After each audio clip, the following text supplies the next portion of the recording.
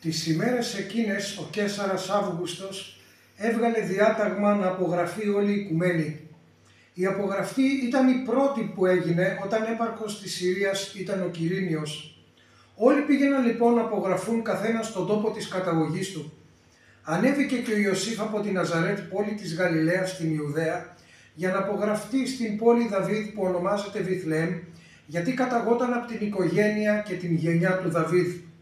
Είχε μαζί του και την Μαριάμ, τη μνηστή του, η οποία ήταν έγκυος. Τον καιρό που αυτή ήταν εκεί ήρθε η ώρα της Μαριάμ να γεννήσει και γέννησε το γιο της, τον πρωτότοκο, τον σπαργάνωσε και τον ξάπλωσε σε ένα παχνί, γιατί δεν βρήκαν μέρος στο πανδοχείο.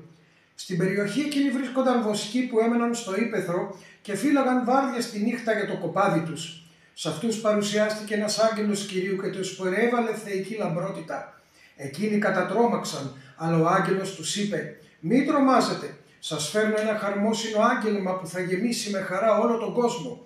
Σήμερα στην πόλη του Δαβίδ γεννήθηκε για χάρη σας σωτήρας, και αυτός είναι ο Χριστός, ο Κύριος. Και τούτο είναι το σημάδι για να τον αναγνωρίσετε. Θα βρείτε ένα βρέφος παργανωμένο, ξαπλωμένο μέσα σε ένα παχνί». Ξαφνικά κοντά στον άγγελο παρουσιάστηκε ένα πλήθος από την ουράνια στρατιά των αγγέλων, οι οποίοι υμνούσαν τον Θεόν και έλεγαν: «Δόξα στον ύψιστο Θεό και ειρήνη στη γη, αγάπη και σωτηρία για τους ανθρώπους». Όταν οι άγγελοι έφυγαν στον ουρανό, οι βοσκοί είπαν μεταξύ τους: «Ας πάμε λοιπόν ως την Βιθλεέμ να δούμε αυτά που έγιναν και που μας έκανε γνωστά ο Κύριος». Τρέχοντας ήρθαν και βρήκαν την Μαριάμ και τον Ιωσήφ και το βρέφος ξαπλωμένο στο παχνί. Όταν τους είδαν, διηγήθηκαν τα λόγια που τους είπε ο άγγελος για αυτό το παιδί. Όλοι όσοι τα άκουσαν έμειναν κατάπληκτοι με αυτά που τους είπαν οι βοσκοί. Η Μαριάμ διατηρούσε όλα αυτά τα λόγια στην καρδιά της και τα σκεφτόταν συνεχώς. Οι βοσκοί γύρισαν πίσω δοξάζοντας και υμνώντας τον Θεό για όλα όσα άκουσαν και είδαν. Ήταν όλα όπως τους είχαν υποθεί από τους αγγέλους. Το μήνυμα μας απόψε είναι η χαρά της γέννησης του Ιησού Χριστού στον κόσμο μας. Ήταν όλα προφητευμένα και στην Μαριάμ και μέσα από τους προφήτες της Παλιάς Διαθήκης, ότι στον κόσμο θα ερχόταν ο Υιός του Θεού με μορφή ανθρώπου για να φέρει τη σωτηρία και τη λύτρωση στις καρδιές των ανθρώπων. Όμως θέλω να μείνουμε για λίγο στο εδάφιο 7. Λέει ότι γέννησε τον πρωτότοκο γιο της, η Μαριάμ, τον σπαργάνωσε και τον ξάπλωσε σε ένα παχνί, γιατί δεν βρήκαν μέρος στο πανδοχείο. Ας υποθέσουμε ότι αυτό το πανδοχείο σήμερα είναι οι καρδιές μας. Και κάνω την εξής ερώτηση πρώτα στον εαυτό μου και αγαπημένοι μου φίλοι σε εσάς κατόπιν.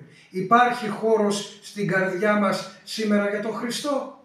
Μήπως τα Χριστούγεννα τα έχουμε περιορίσει σε όμορφα φαγητά, σε όμορφες ανταλλαγές δώρων, σε χαρμόσυνα τραγούδια, σε χορούς, σε πανηγύρια, σε στολίδια, αλλά ο Χριστός βρίσκεται έξω από όλα αυτά?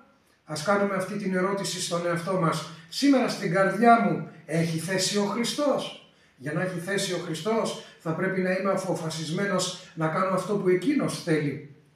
Πάμε στο δεύτερο μέρος του μηνύματος. Δόξα στον ύψιστο Θεό, στη γη ειρήνη, αγάπη και σωτηρία για τους ανθρώπους. Αυτό είναι το μήνυμα της σωτηρίας που ήρθε να φέρει ο Χριστός. Στον ουρανό υπάρχει δόξα του Θεού. Στη γη, όταν ο Χριστός κατοικεί στις καρδιές των ανθρώπων, έρχεται η ειρήνη του Θεού. Και ξεκινάει πρώτα από τη δική μου την καρδιά η ειρήνη αυτή. Και μετά εξαπλώνεται από τη συμπεριφορά μου και τα λόγια μου και τις ενέργειές μου στους άλλους συνανθρώπους γύρω μου. Και στους ανθρώπους αγάπη και σωτηρία. Πώς όμως? Από τον σωτήρα που είναι ο Ιησούς Χριστός. Αν θέλεις σήμερα να έχεις αγάπη και σωτηρία και χαρά μέσα στην καρδιά σου, εκείνο που πρέπει να κάνεις είναι να αφήσεις την καρδιά σου να γίνει μια φάτνη για να γεννηθεί ο Χριστός.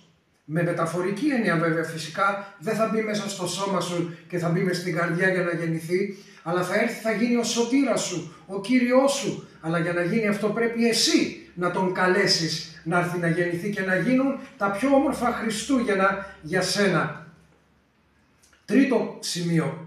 Οι βοσκοί, λέει, γύρισαν πίσω δοξάζοντας και υμνώντας το Θεό για όλα όσα άκουσαν και είδαν. γιατί ήταν ακριβώς όπως του τα είχε πει ο άγγελος. Εσύ σήμερα μπορείς να γίνεις ένας μάρτυρας της αγάπης του Ιησού Χριστού, σαν αυτούς τους βοσκούς, όταν ο ίδιος διαπιστώσεις αυτή τη χαρά και την ειρήνη που ο Χριστός δίνει μέσα σε κάθε καρδιά που θα τον δεχθεί. Εύχομαι, φίλε μου αγαπημένε, φίλοι μου αγαπημένοι, σήμερα να κάνεις αυτό το βήμα της σωτηρίας, της αγάπης και της χαράς. Αμήν.